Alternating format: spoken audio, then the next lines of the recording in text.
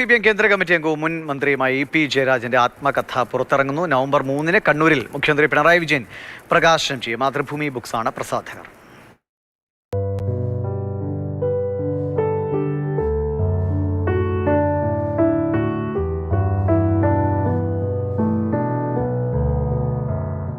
ഇതാണ് എൻ്റെ ജീവിതം എന്ന പേരിലാണ് ആത്മകഥ. 6ാം ക്ലാസ് വിദ്യാർത്ഥിയായിരിക്കെ തുടങ്ങി 6 പതിറ്റാണ്ട് പിന്നിട്ട EP ജയരാജന്റെ സംഭവബഹുലമായ ജീവിതത്തിന്റെ നേർവിവരണങ്ങളാണ് പുസ്തകത്തിലുള്ളത്. അതിശയോക്തിയും ആഡംബരങ്ങളും ഒന്നുമില്ലാത്ത ഭാഷ, സാധാരണ ജനങ്ങളോട് സംവദിക്കുന്ന അവതരണ രീതി. കട്ടൻ ചായയും പരിപ്പുവടയും എന്ന പേരിൽ തന്റെ വ്യാജ ആത്മകഥ പുറത്തു വന്നതിനെക്കുറിച്ച് ആമുഖത്തിൽ തന്നെ EP ജയരാജൻ വിശദീകരിക്കുന്നുണ്ട്. അത് പുറത്തുവിടാൻ പാലക്കാട് ഉപതെരഞ്ഞെടുപ്പ് നടക്കുന്ന അതേ ദിവസം തെരഞ്ഞെടുത്തതിന് പിന്നിലെ ഗൂഢാലോചനയെക്കുറിച്ചും EP വിശദീകരിക്കുന്നുണ്ട്. 1995 ചണ്ഡീഗഡ് പാർട്ടി കോൺഗ്രസ് കഴിഞ്ഞു മടങ്ങവേ തീവണ്ടിയിൽ വെച്ചുണ്ടായ വധശ്രമത്തെക്കുറിച്ച് പ്രതിപാദിച്ചുകൊണ്ടാണ് ആത്മകഥ തുടങ്ങുന്നത്.